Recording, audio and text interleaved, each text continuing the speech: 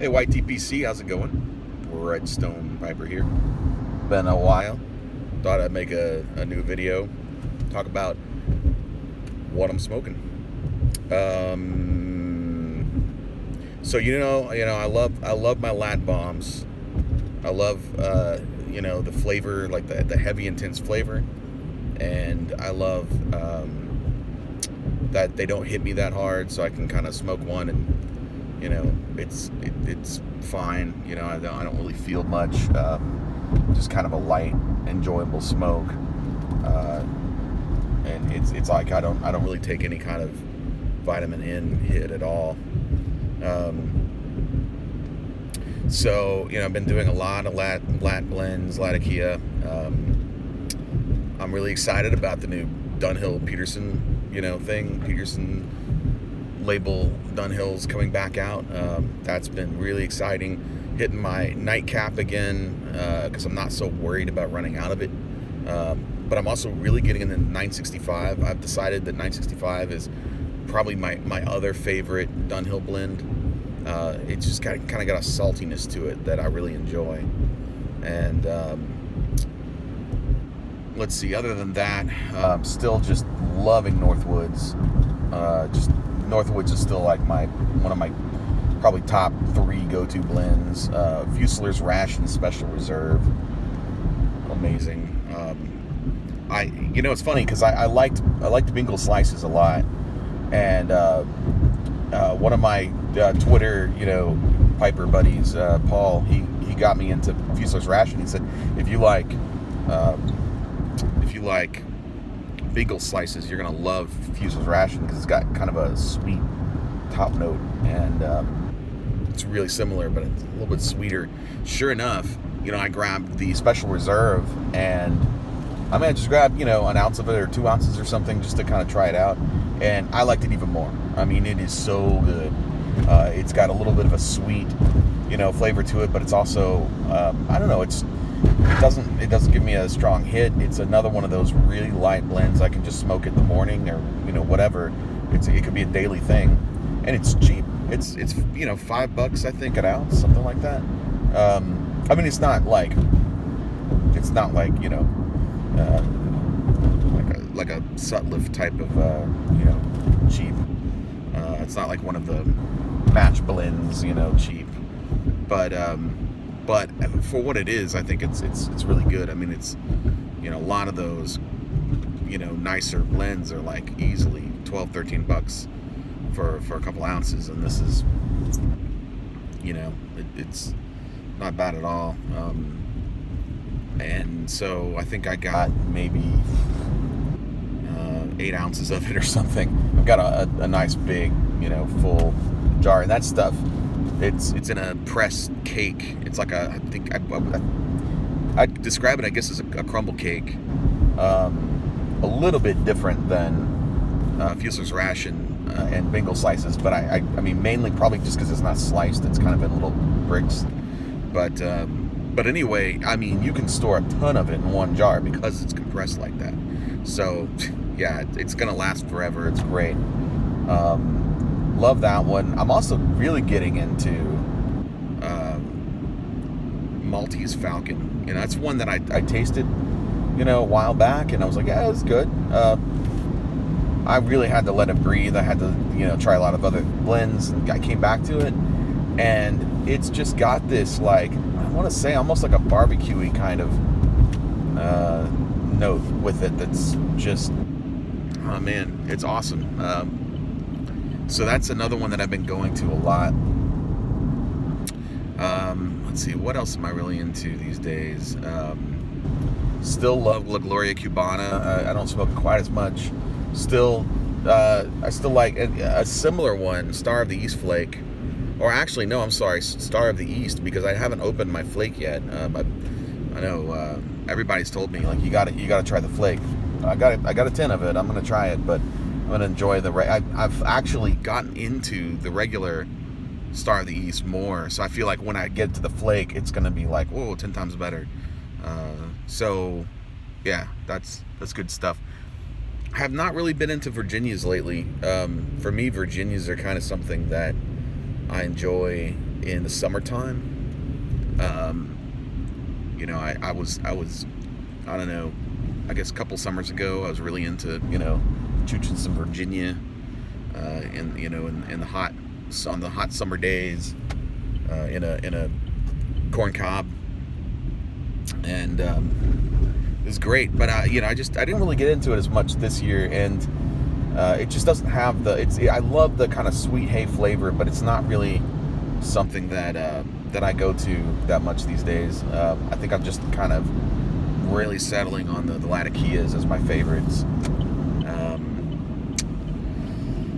I want to say, I think if there's any other like really you know, major blends that I've been getting into lately,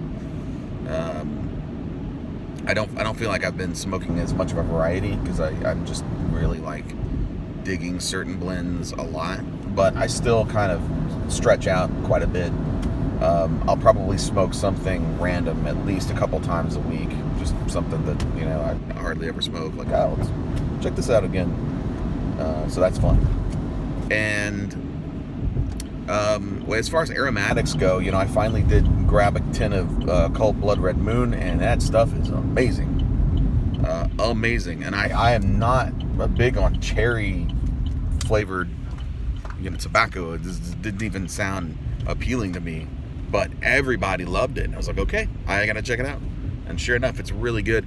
I also got some Appalachian Berry, which of course by the time it arrived in, you know, in my mailbox, it had been renamed to something else.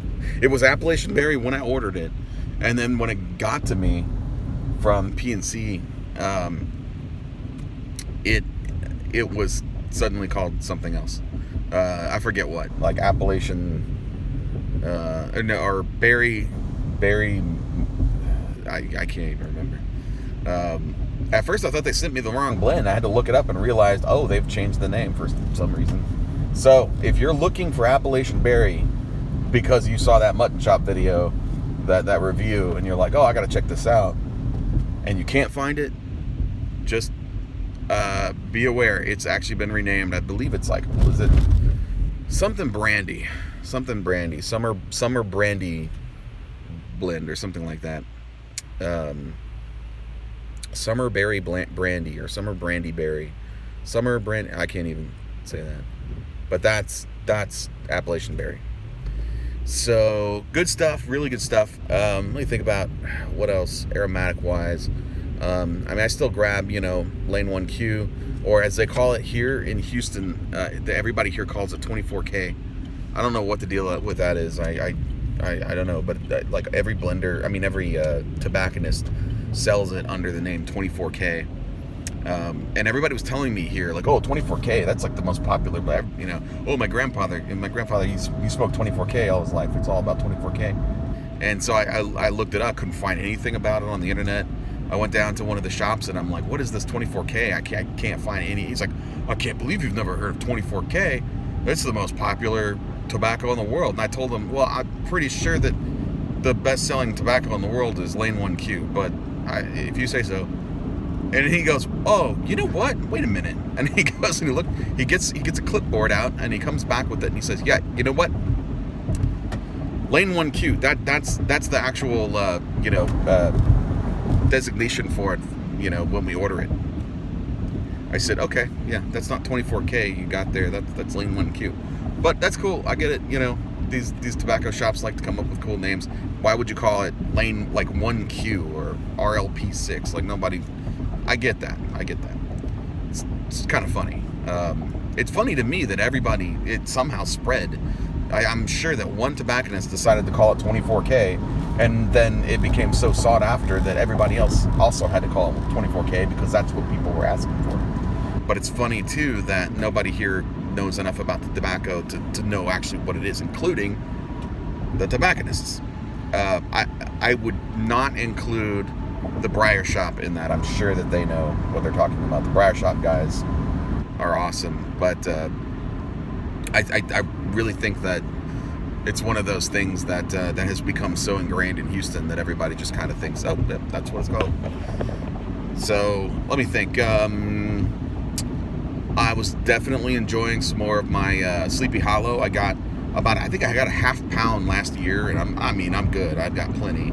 I didn't smoke tons of it, so, but it's a really great, autumn blend. And you know what? I also found a sale on what is it? Autumn Evening.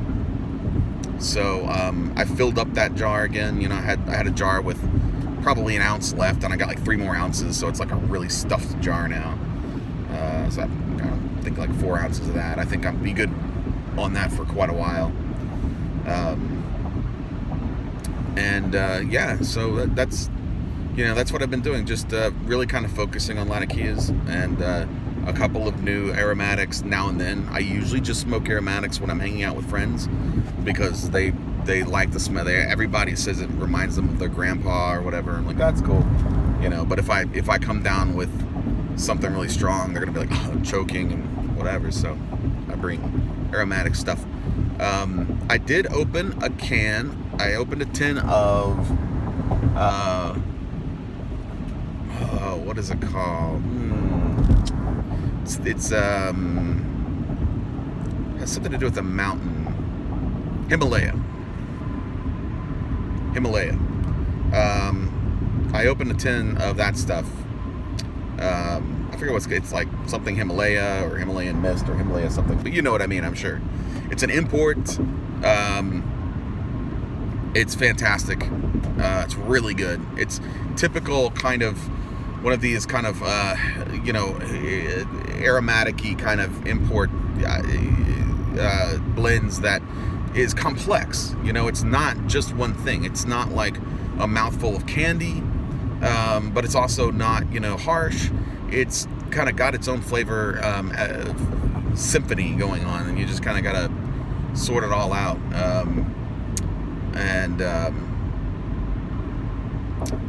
I swear there was a little bit of Lakeland in it, but it was really subtle. Just really interesting, really good blend. Really enjoying that. I've been smoking Pinbreak a little bit. I grabbed a Pinbreak and a Margate. I got lucky one of those days and grabbed both of those, and been enjoying Pinbreak. It's okay. It's not for me. It's not a Stonehaven and it's not a Penzance, but it's good. I have not opened the Margate yet. So yeah, there's that. Other than that, I've been enjoying a cigar now and then. In fact, I've been really kind of getting more into cigars. I received a pack of cigars from Todd and Todd Blessing, and one of the cigars, there were a lot in there that I really liked. It was mostly aromatics. There were a couple of like other nice brand cigars, and one of them was a Macanudo, and it was a Macanudo Cafe. Really liked that one. It had a nutty flavor. So I've actually smoked quite a few of those since then. And that kind of got me interested in finding, similar ones, similar cigars, and with that kind of flavor and that kind of nuttiness. So I found like a sale recently, and I got like a 20 pack of these Espinosa. They're kind of seconds, but they're really good. They're really flavorful, kind of pepper bombs, really peppery. Amazing, like really good for that full flavor. Also had my first Cuban, I guess a couple nights ago. That was a Monte Cristo white label, and that was really good. Although technically, Espinosa's like Eric Espinosa is Cuban, and he blends his cigars in Nicaragua. So it's all very, it's not quite the way it used to be, where it was like, oh, all the good cigars come from Cuba, and anything else anyway. That's not how it is anymore, because of course there was like kind of a mass exodus of great cigar makers, when the export, issues came up, and so a lot of those Cuban techniques ended up in other places, and so we've really been smoking some of the best cigars all this time, and so the idea that you can only get a good cigar in Cuba is actually completely a myth. But that being said, it's still kind of the home of the good, where it came from, and it's yeah, it was really great to kind of experience El Monte Cristo. I've got a couple of Camachos that I'm gonna try out. One is a lighter, and the other one is like the orange, label. It's really full flavored. So I'm gonna see, and I think full strength. And so I'm gonna see kind of which one I like. If I like either of those. And I got some Gurkhas, and I had one that was good. So yeah, I'm just kind of getting into cigars as like kind of a side thing. I'm still always, I think, going to be mostly a pipe person because I enjoy the bigger variety of different kinds of flavors, and the more of the sweet and more of the like in your face savory pipe flavors that you just don't get with cigars. Cigars have a little bit more of a uniform feel. The variances are smaller, and there's always kind of the cigar flavor. Whereas the funny thing about pipe tobacco is two pipe tobaccos can taste so completely different that it's almost like not even the same thing. It's like it's hard to believe that these are both pipe tobaccos. So I really enjoy the variety of pipes, but I'm enjoying getting into cigars too. So I'm,